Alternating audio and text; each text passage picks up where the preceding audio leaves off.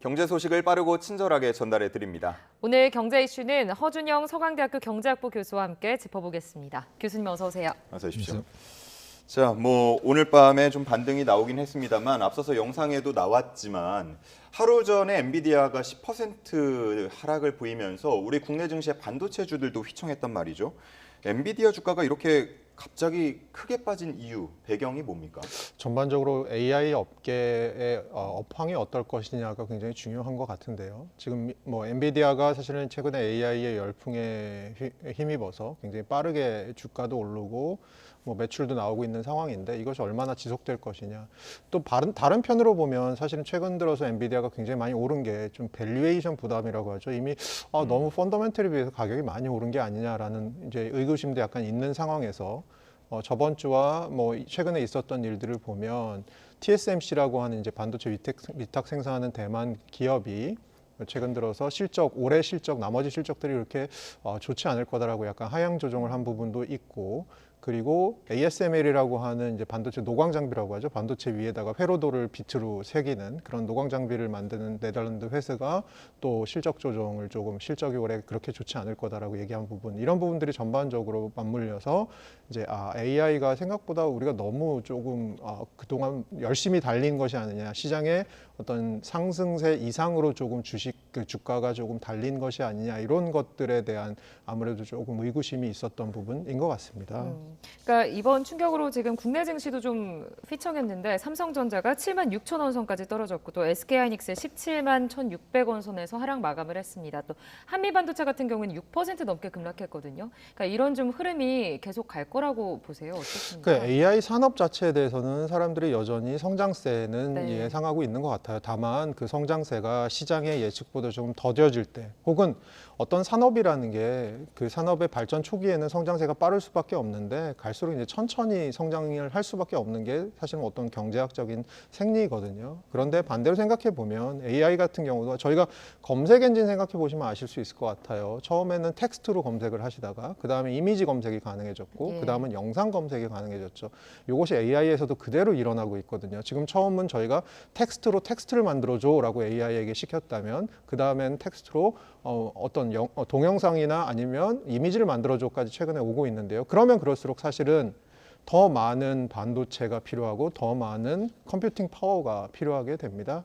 그런 측면에서는 사실 AI 산업과 유관 산업인 반도체 산업 같은 경우가 앞으로도 계속해서 성장할 가능성은 충분히 있다라고 보는 거는 같은데 일시적으로 조정하는 과정에서 저희가 지금 최근에 주가 흐름을 좀 이해할 수 있지 않을까라고 생각하고요.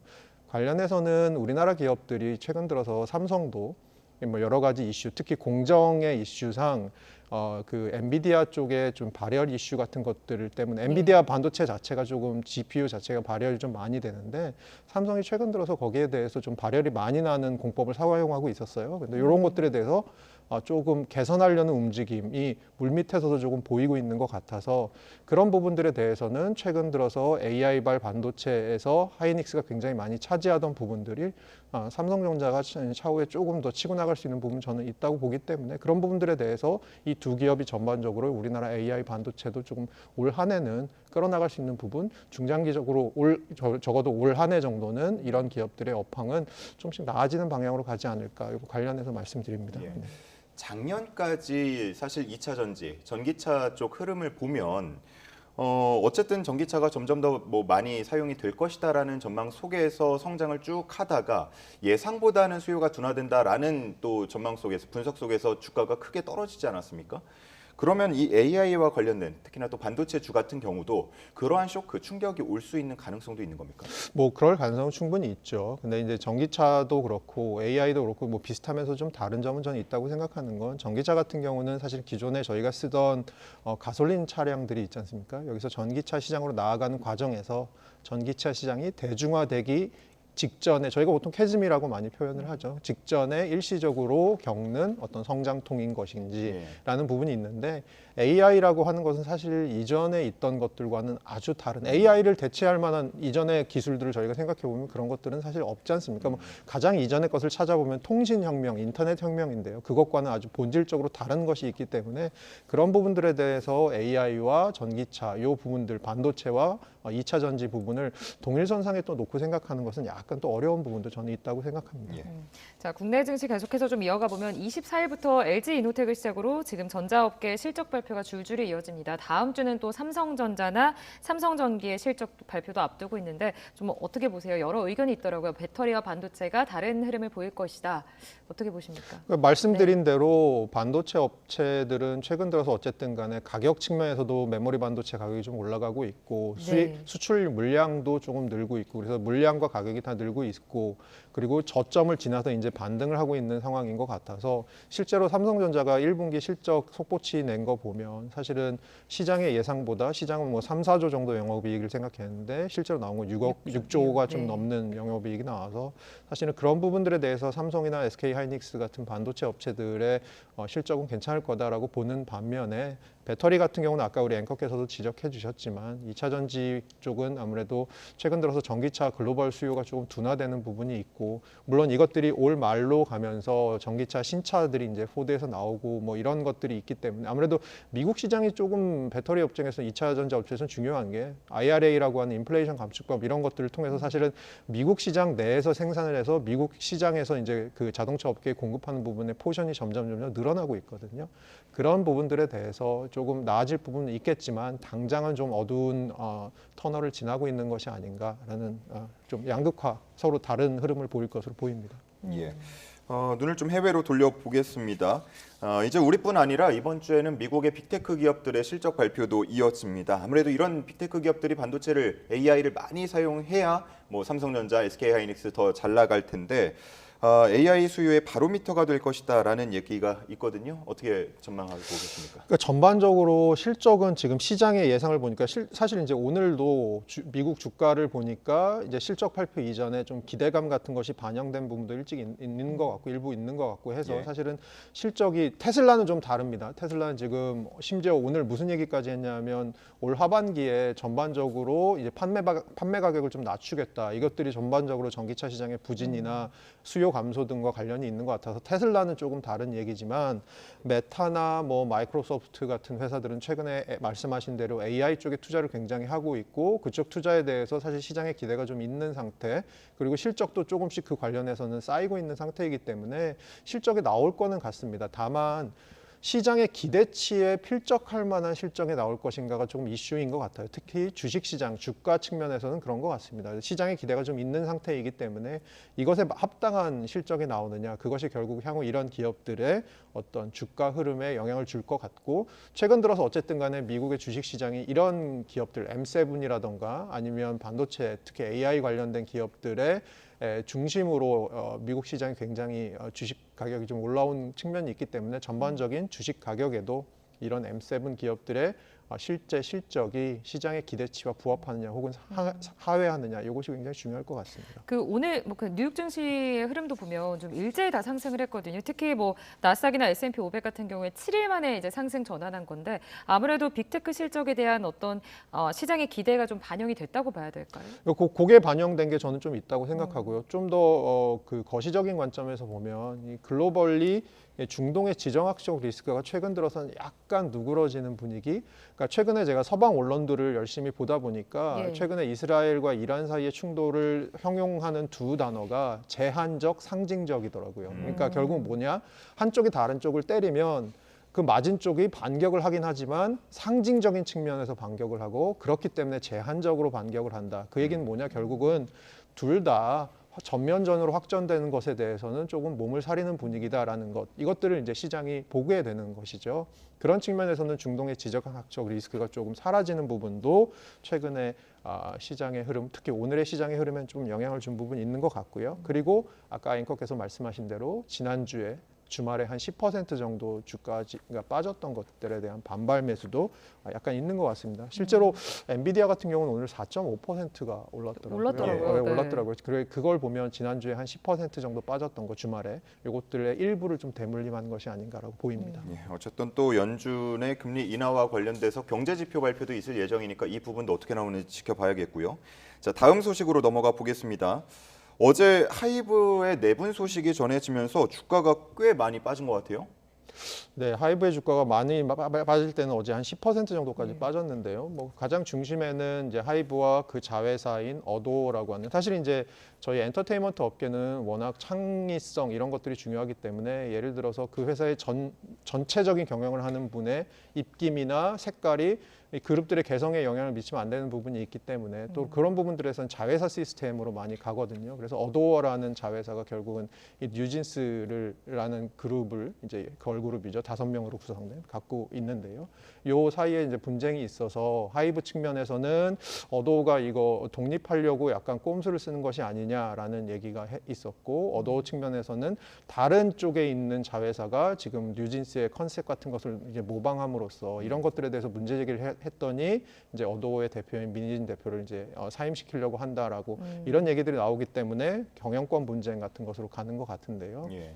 문제는 이제 그 하이브에서 사실은 BTS가 굉장히 주력 그룹이었는데 최근 들어서는 뉴진스의 이제 비중이 좀 높아지는 부분이, 저도 사실 걸그룹을 굉장히 좋아해서 열심히 네. 따라다니고 있는데요. 뉴진스의 비중이 좀 높아지고 있었는데 당장 다음 주가 이제 컴백이었었습니다. 예. 예. 네, 그 측면에서는 지금 뉴진스라고 하는 하이브의 아주 중요한 축의 컴백을 앞두고 있는 상황에서 이런 분쟁이 일어나고, 또 사실 그 결국은 이 엔터테인먼트 산업에서 아티스트가 차지하고 있는 중요성을 생각할 때, 그리고 뉴진스라고 하는 아티스트와 그 민희진 대표 사이에 아주 밀착한 관계, 같이 서로 커온 관계라고 생각할 예. 때 이런 것들이 향후 그 하이브의 업황, 하이브의 어떤 실적에 어떤 영향을 미칠지 이런 부분들이 아마 주가에 영향을 준 것 같습니다. 네. 그러니까 뭐 어제 장중한 때 그러니까 VI가 발동되기도 하면서 그냥 10% 가까이 빠지기도 했는데, 어쨌든 이 지금 경운권 분쟁 이슈 때문에 순식간에 시가총액이 지금 7,500억 원이 사라졌어요. 그러니까 감사 후에 이제 이슈가 좀 잠잠해지면, 문제가 해결이 된다면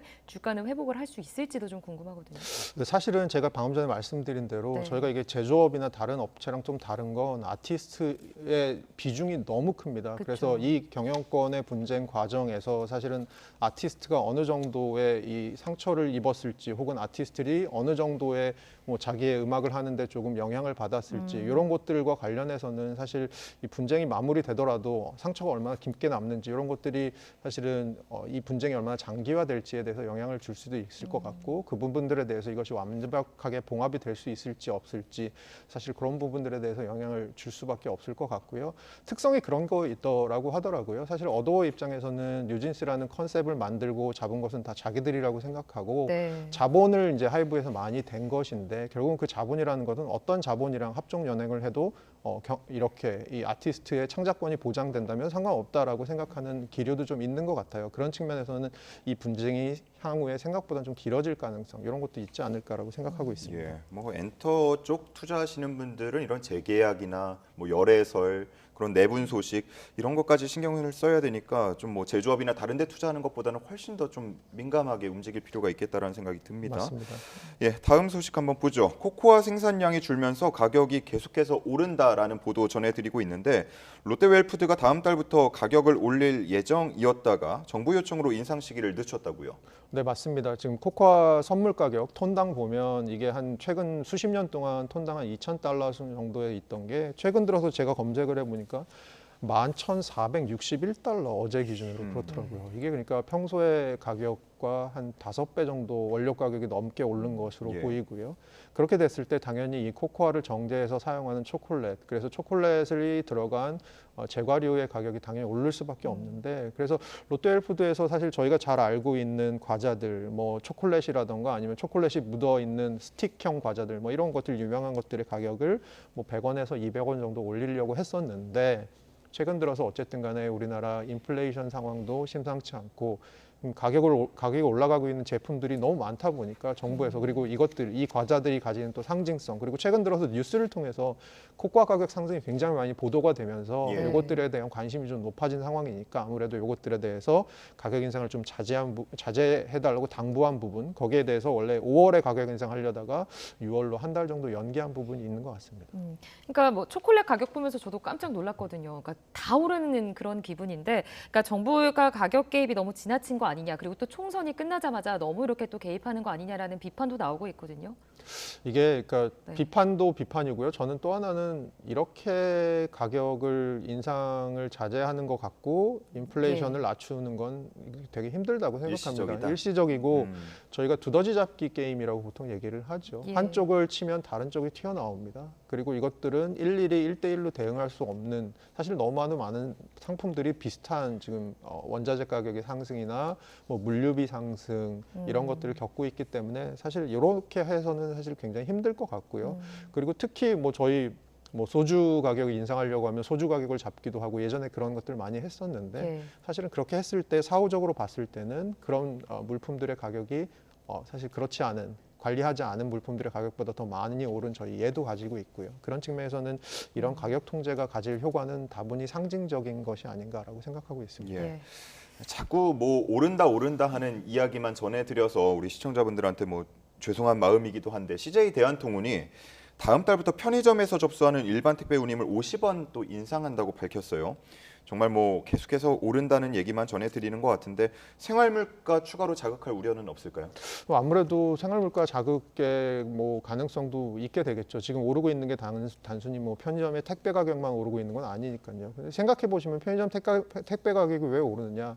뭐 인건비 상승도 여기 반영돼 있는 것 같고요. 전반적으로 인플레이션 국면에서 모든 비용들이 오르고 있는 게 다 여기 담겨져 있기 때문에 소비자 입장에서는 당연히 택배 같은 것을 최근 들어서는 굉장히 많이 여러 품목에 대해서 이용하시는데 그렇게 이용 빈도가 늘수록 이 가격 상승의 효과, 체감 같은 것들은 더 크게 느껴지실 것 같고요. 그리고 이런 것들이 누적되면 결국은 어떤 일이 벌어지냐면 이제 인플레이션 기대를 좀 자극하게 되죠. 소비자들에게 인플레이션이 향후 얼마나 생길 것 같으세요?라고 물어봤을 때 생각보다는 높은 숫자들의 대답이 돌아오면서 인플레이션의 기대치가 올라가면서 그 자체가 다시 인플레이션을 만드는 이런 과정들이 벌어질 수도 있거든요.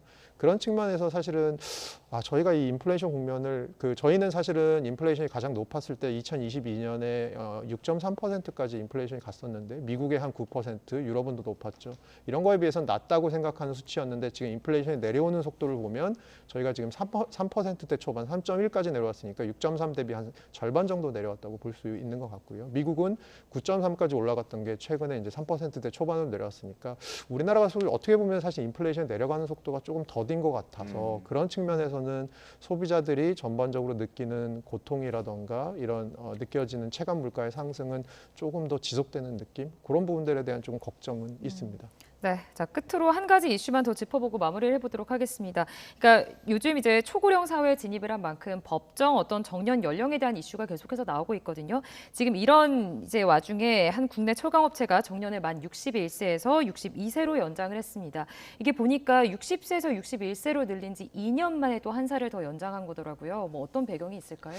아무래도 일본 얘기를 제가 좀 드리고 싶은데요. 일본 같은 경우가 이제 정년 연장을 이제 사회 전반적으로 합의를 이뤄내서 1년에 3년씩 연장을 해서 이제 그러니까 3년에 죄송합니다. 3년에 1년씩 연장을 해서 15년간 5년 연장을 했는데요. 지금 그 철강업체의 예는 그곳의 한 예인데 일본에서 어떤 일이 있었냐면 사무직은 사실은 공급이 좀 많습니다. 정년을 연장해도 더 오래 일하고 싶어 하시고 하시는 분들이 많은데 기술직은 상대적으로 숙련도도 있고 그리고 사실 이분들은 어떻게 보면 육체적으로 좀 힘든 부분도 있고 이래서 아무래도 기술직은 정년 연장을 하더라도 좀 모자랍니다. 일손이. 그런 지금 말씀하신 철강 업체도 물론 사무직, 기술직 둘 다 포함해서 정년을 1년 연장하기로 했다는 거지만 기술직이 조금 많이 필요한 이런 회사들은 앞으로 정년 연장에 대한 이슈들이 좀 있을 것 같고요. 뭐 그런 것들에 대한 가장 큰 이슈는 첫 번째로는 인구 구조가 고령화돼서 아무래도 일할 수 있는 연령이 좀 줄어드는 부분이 있을 것 같고요. 또 다른 부분은 중국의 예를 들어보면 최근에 중국의 베이비 부머들이 굉장히 많이 은퇴를 하는데 중국의 청년 실업률은 높지 않습니까? 그럼 저희가 생각하기에는 그러면 베이비 부머들이 은퇴하는 그 직장으로 청년 실업 가면 되잖아라고 생각하는데 잡에 미스매치가 있습니다. 베이비 베이비부머들이 은퇴하고 남기고 가는 잡에 대해서 청년들이 별로 원하지 않는 잡이 많습니다. 여기 미스매치가 있거든요. 아까 말씀드린 기술직의 측면에서도 사실은 일부는 고령화가 있겠지만 또 일부는 잡의 미스매치 같은 것이 있을 수 있습니다. 그러니까 이런 것들에 대해서 사실은 지금은 한 철강 업체로 시작한 어떤 정년 연장의 흐름이지만 이것들이 사회 전반적으로 특히 기술직이 필요한 직렬 중심으로 좀 퍼질 가능성이 있거든요. 그렇다면 우리가 이것들을 사회적으로 어떤 합의들을 좀 이끌어내고 어떤 논의들을 할 수 있을지 조금 그러니까 범위가 넓어지는 거가 되겠죠. 그런 것들에 대한 준비도 저는 필요하다고 봅니다. 네. 알겠습니다. 자, 오늘 경제 이슈 여기까지 살펴보겠습니다. 허준영 소강대 경제학부 교수와 함께했습니다. 고맙습니다. 고맙습니다.